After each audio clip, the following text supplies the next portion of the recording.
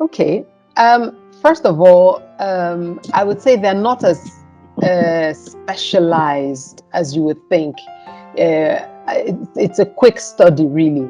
I've worked on a few hangars, one passenger terminal, and then remodeled an office block attached to a hangar. The hangars are very similar, guided by strict principles relating to the size of and the type of the aircraft, that is going to be in there, whether it's a Sikorsky, it's a Cessna, whatever the type of hangar that of aircraft. So that pretty much determines the size of the hangar. And then, of course, the activities that will be taking place in there. Is it going to be just a parking hangar?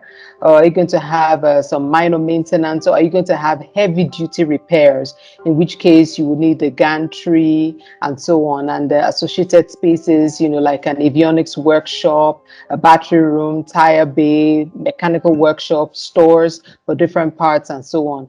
Will it have a passenger lounge, for example? That is, would it be doubling as a passenger handling facility? I got to learn interesting facts about fixed wing aircraft, rotary wing aircraft, and of course, design specific information like the required finishing materials for the floor, for a safe work environment, and so on. Something that's easy to clean, easy to maintain. So that's been my experience. Really, I got to learn more about aircraft. And even got to fly in one. I didn't fly it, but I got to fly in one somehow in the process of working on a couple of those hangars.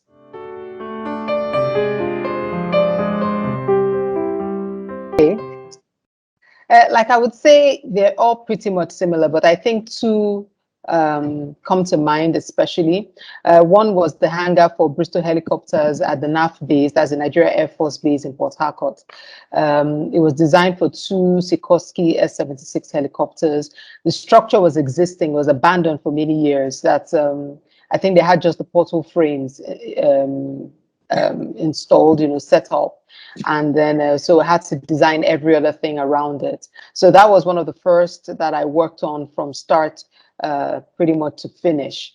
Another one that was quite interesting was the last one we did for Shell at their industrial area in Port Harcourt. What was interesting about that one was we were doing the construction supervision remotely.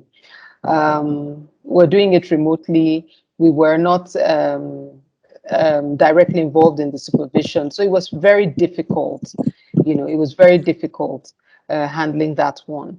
But I think for me, the most interesting was the one for Bristol helicopters at the NAF base, because it was a full hangar with full workshop capabilities, with full offices, everything. So we got to design all of that and put all of those spaces in place. And that was a good leverage and good start grounds for me to be able to do the one in the Shell IA.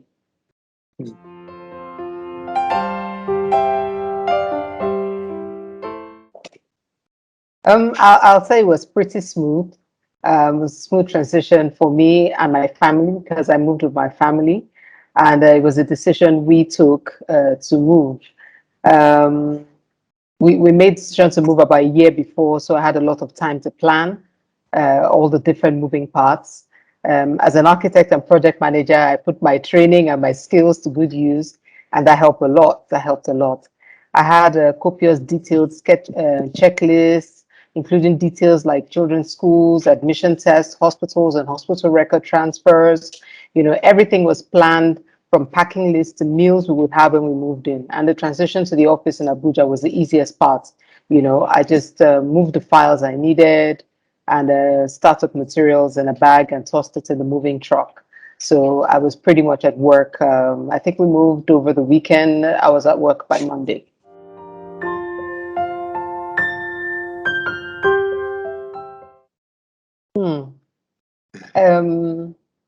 Abuja and Lagos are both, cosmopolitan cities, but Lagos, of course, is in a class by itself. And it's difficult to compare Lagos to any other town in Nigeria. Life in Lagos is fast-paced and business happens at the speed of thought, almost literally. You can find in Lagos almost anything you can find in like New York or London or any other metropolis. Abuja is a nice try, but it is not Lagos. Abuja, on the other hand, it's a beautiful modern city with a fantastic road network and thankfully devoid of the overwhelming population of Lagos. And as many people would agree, it's a city driven mostly by government activity. There are also cultural influences, of the north, and you see that in the dressing and the way people comport business in the public offices. Things move a lot slower here. So that's about, similarities and differences. But asking the question which of them I prefer to live in, without a doubt, Abuja.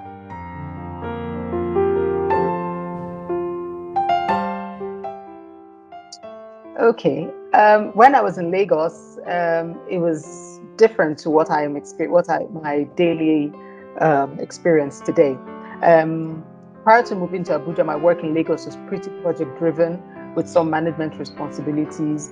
It was the hustle. Get up really early, get to the office, work your projects, go to site meetings, have some management meetings, deal with administrative issues, and pretty much work till maybe 7 or 8 p.m. and then you go home. In Abuja, it's changed somewhat. In Abuja, my work is tilted more towards project origination and business development. So I have a lot more meetings outside the office, a lot less project-focused work because I'm working remotely with teams in Lagos. So I'm doing a lot more meetings, networking, and so on. So my day starts early because we open the office at 8 a.m. here.